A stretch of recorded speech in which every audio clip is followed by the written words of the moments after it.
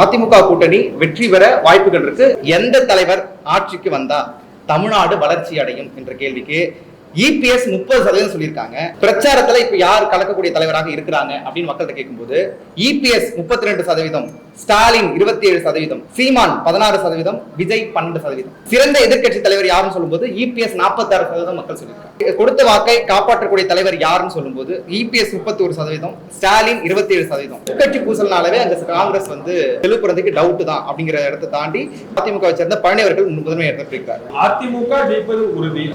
அதாவது இந்த சிபிஆர்ஓ சர்வேல நாம மக்களிடையே பணியில மட்டும் உட்கார்ந்து பண்ணாம மக்களிடையே வீடுக்கு வீடு சென்று அவர் 234 தொகுதியிலுமே மக்களுடைய மனநிலை என்னவா இருக்கு, மக்களுடைய நம்பிக்கை எந்த ஆட்சியில இருக்கு அப்படின்னு பார்த்தோம். அந்த கருத்துக்களில் மாவட்ட வாரியாக எந்தெந்த கட்சிகள் எந்தெந்த கட்சிகளுக்கு மக்கள் ஆதரவு தெரிவிக்கிறாங்க. திமுக கூட்டணியில் அங்கம் வகிக்கக்கூடிய சிபிஎம் வெர்சஸ் அதிமுக என்ற கூட்டணியில அதிமுகவுடைய குப்பன் அவர்கள் வெற்றி பெறுகிறார். சென்னையில எடுத்துக்கிட்டீங்கன்னா சென்னையில தான் ஒரு மிகப்பெரிய ஒரு கடுமையான இழுபறி போட்டிகள்லாம் இருக்கக்கூடிய தொகுதியாக மாறி இருக்கு. அதுல குறிப்பா அதிமுக, அதாவது ஆர்கே நகர்ல பாத்தீங்கன்னா ஒரு இழுபறியான இதாக இருந்துச்சு. மக்கள் புதிதாக வந்திருக்கக்கூடிய தாவேக்காவுக்கும் ஆதரவு தெரிவிச்சிருக்காங்க, திமுகவுக்கும் ஆதரவு தெரிவிச்சிருக்காங்க, அதே போல அதிமுகவுக்கும்.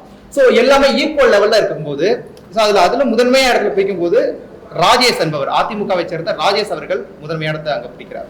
திருவிக்கா நகர்ல ஒரு கடுமையான போட்டி தான் திமுகவுக்கும் அதிமுக கூட்டணி அங்கம் வகிக்கக்கூடிய பொற்கொடி ஆம்ஸ்டாங்க்கு நிறைய அங்க மக்கள் அந்த அந்த படுகொலை, அதாவது ஆம்ஸ்டாங்குடைய படுகொலைக்கு பிறகு மக்கள் ஓரளவு அந்த ஆம்ஸ்டாங்க்கு ஆதரவு கொடுக்கிற வகையில அங்க ஆம்ஸ்டாங்குடைய மனைவி பொற்கொடி அவர்கள் அது முதன்மை இடத்தை பிடிக்கிறார். எக்மோர்ல தமிழன் பிரசன்னா மற்றும் அபிஷேக் ரங்கசாமி, தாவேக்காவலர் ராஜ்மோகன், நாம் தமிழர் சரண்யா அவர்கள்ல அபிஷேக் ரங்கசாமி தமிழ் பிரசன்னாவை பின்னிலைப்படுத்தி அங்க அதிமுக முன்னிலை பெறுகிறது. அண்ணா நகர்ல அதிமுக கோகுலேந்திரா, தியாகராயர் நகர்ல ராஜா அன்பழகன், சத்யநாராயணன், இதுல அதிமுகவை சேர்ந்த தீநகர் சத்யா அவர்கள் முதன்மை இடம்பிடிக்கிறார். வேளச்சேரியில இந்த அளவு கடுமையான சூழல், ஏற்கனவே அசன்மோகன் சிட்டிங் எம்எல்ஏ இருக்கிறாரு, இருந்தாலும் அந்த இடத்த அசோக் என்பவர் வேளச்சேரியில பிடிக்கிறார். அதாவது அதிமுகவை சேர்ந்த அசோக். ஸ்ரீபெரும்புத்தூர்ல செல்வ பிறந்தகை, இதுல கொஞ்சம் கடினமான சூழலா தான் இருக்கு. என்ன காரணம் அப்படின்னா உட்கட்சி பூசல் நிறைய அவங்க உட்கட்சியிலே அவருக்கு எதிரான பல கருத்துகள், பல விஷயங்கள் நிறைய இந்த தேர்தல் கூட்டணி தொகுதி பங்கீடுல நிறைய விஷயங்கள் பார்த்தோம். ஸோ அதனால இப்போ சீட்டு பங்கீடுல கூட அதாவது பணத்தை கொடுத்துக்கலாம், அதாவது ஜோதி மன்னர்கள் கடுமையான குற்றச்சாட்டுலாம் வச்சாங்க.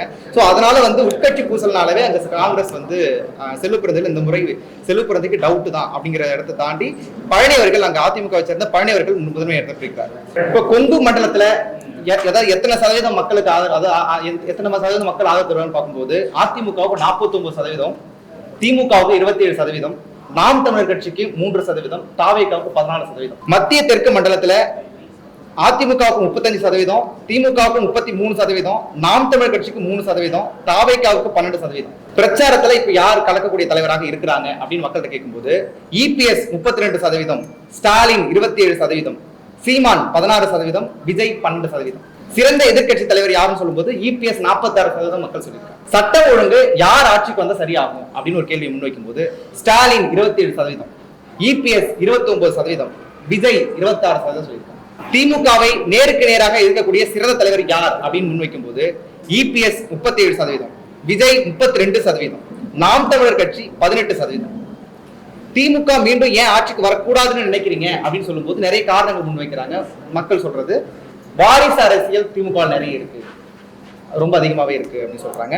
சட்ட ஒழுங்கு சரியில்லை அப்படிங்கிற சொல்றாங்க. பெண்களுக்கு பாதுகாப்பு இல்லை, இந்த ஆட்சியில கொஞ்சம் ரொம்ப அதிகமாவே இருக்கு அப்படிங்கிற மாதிரி சொல்லியிருக்காங்க.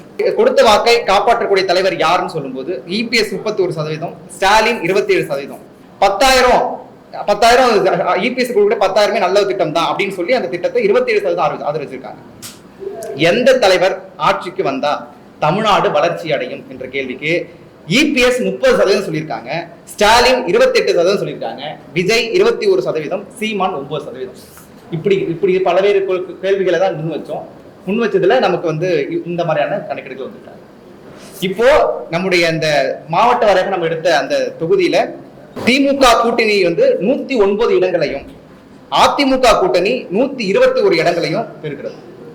தாவேக்கா வந்து 4% பெறுகிறது. இதுல சிட்டிங் அமைச்சரா இருக்கக்கூடிய ரகுபதி, திருமயம் ரகுபதிக்கு அங்க கடுமையான போட்டி நிலவுறது. அங்க வந்து வைரமுத்து அவர்கள், அங்க அதிமுகவை சேர்ந்த வைரமுத்து அவர்கள் முன்னிலை பெறுகிறார். அதே போல கீழ்பெண்ணாத்தூர்ல பிச்சாண்டி அவர்கள், இப்ப இருக்கக்கூடிய துணை சபாநாயகர் பிச்சாண்டி அவர்கள் வந்து அந்த இடத்தை ரீப்ளேஸ் பண்ணி ராமச்சந்திரன் அதிமுக அவர்கள் முன்னேறி பெறுகிறார். ஏன்னா மக்கள் சரியா சந்திக்கல, மக்களோட தொடர்பு அவர் கம்மியா இருக்கு அப்படிங்கிற காரணத்துக்காக அங்க அவருக்கு ஆதரவு வந்து குறைவா சொல்லியிருக்காங்க. அதே போல இப்ப கூட்டணி கட்சிகள் அதிமுக திமுகல எத்தனை சதவீதங்கள் பெறுகிறது, அதாவது எத்தனை ஓட்டுகள், அதாவது எத்தனை தொகுதிகள் வின் பண்ணுதுன்னு பார்க்கும்போது அதிமுக கூட்டணியில தமிழ்நாடு மக்கள் முன்னேற்ற கழகம் ஜான் பாண்டியன் அவங்களுடைய மனைவி பிரசில்லா பாண்டியனுக்கு ஒரு தொகுதி பெற்று அவங்க ஒரு தொகுதி, பாமக 10 தொகுதியில இந்த முறை 18 தொகுதியில 10 தொகுதியில அவங்க வின் பண்றாங்க. அதுபோல தமிழ் சமாஜ் பார்ட்டி பொற்கொடி அம்ஸ்டாங் ஒரு தொகுதி, கேவி குப்பத்துல நம்ம ஜெகன்மூர்த்தி அவர்கள் வந்து ஒரு தொகுதி, பிஜேபி இந்த முறை 5 தொகுதிகளை பெறுகிறது, அமமுக வந்து 2 தொகுதிகளை பெறுகிறது.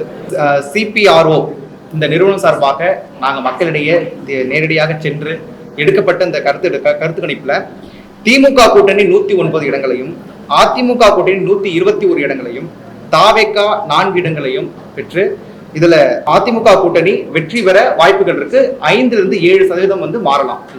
234 தொகுதிகளையும் நாங்க எப்படி சர்வேவே முதலில் எடுத்தோம்னு சொல்லிடுறேன். 440 பேர் ஒரு தொகுதியில எடுக்கிறோம் அப்படின்னா அந்த 440 நாங்க கேட்டகரியா சொன்ன மாதிரி பிரிச்சுக்கிறோம். மூதாட்டிகள், இளையோர்கள், அதிலையும் படித்தவர்கள், வேலைக்கு செல்லக்கூடியவர்கள், தொழில் செய்யக்கூடியவர்கள், அன்றாடம் காட்சிகள் இப்படின்னு எல்லாரையும் வந்து முதன்மைப்படுத்தி நாங்க ஒரு 440 பேர் எடுக்கிறோம். வாரியமா பிரிச்சுக்கிறோம். கிழக்கு ஒன்றியம், மேற்கு ஒன்றியம், தெற்கு ஒன்றியம். ஏன்னா ஒரே இடத்துல போய் தேங்கி நிக்காம, ஏதோ வீதிகளை நடந்து போறவங்க இருக்காம எப்படி ஓட்டு கேட்பாங்களோ அதை தாண்டி நீங்க எங்களுடைய புகைப்படங்களை பார்த்தா தெரியும், வீடு விட போய் யாருக்கு ஓட்டு போடுவீங்க அப்படின்னு கேட்டிருக்கோம். அதாவது ஒரு வேட்பாளரை விட நாங்க போய் அதிகமா உழைச்சிருக்கோம் அப்படின்றத நீங்க போட்டோ பார்த்தாலே தெரியும், உங்களுடைய காணொலிகள் பார்த்தாலே உங்களால புரிஞ்சுக்க முடியும். இப்படி எடுக்கும் போது எங்களுக்கு கொஞ்சம் ஒரு திருப்தியா இருக்குது. இந்த ரிசல்ட் கொஞ்சம் மாறாம போலாம். அதுல மாறுவதற்கான காரணம் என்னன்னு அதையும் சொல்லிடுறேன். சில பேர்கிட்ட கேட்கும் போது அவங்க என்ன சொன்னாங்கன்னா, இன்னும் நாங்க முடிவு பண்ண எங்களுடைய வேட்பாளரை, நாங்க இன்னும் யாருக்கு போனோம் தெரியல, அங்க போய் நிப்போம், என்ன தோணுதோ அப்ப நாங்க அமைக்கிட்டு வருவோம் அப்படின்ற ஒரு மனப்பான்மையில எல்லாருமே இருக்காங்க. அப்போ அந்த சதவீத மக்கள் மாறக்கூடிய வாய்ப்புகள் இருக்கு. மீடியா நண்பர்களுக்கு, ஊடகங்களுக்கு தெரியும் கடைசி நேரங்களில் என்ன வேண்டுமென்றாலும் நடக்கலாம், நடந்தால் மாறுவதற்கான வாய்ப்பு இருக்கிறது. அப்படின்னும் போது நிறைய இடங்கள்ல நாங்க அதிமுக சொல்லியிருந்தாலும் கூட நாங்க சதவீதம் கொடுத்துருக்கோம். அதிமுக ஜெயிப்பது உறுதி அப்படி இருந்தாலும் கூட கடைசி நேரங்களில் களம் மாறுவதற்கான வாய்ப்பு இருக்கு. அந்த இடங்களில் 3500 அதே மென்ஷன் பண்ணியிருக்கோம், நீங்க இது பண்ண தெரியும். 500 ஓட்டு வித்தியாசம், 1000 ஓட்டு வித்தியாசம், 2000 ஓட்டு வித்தியாசம்னு இருக்கு. அந்த இடத்துல அதிமுக அப்படின்னு சொல்லியிருக்கோம். இது மாறுவதற்கான வாய்ப்பு இருக்கு.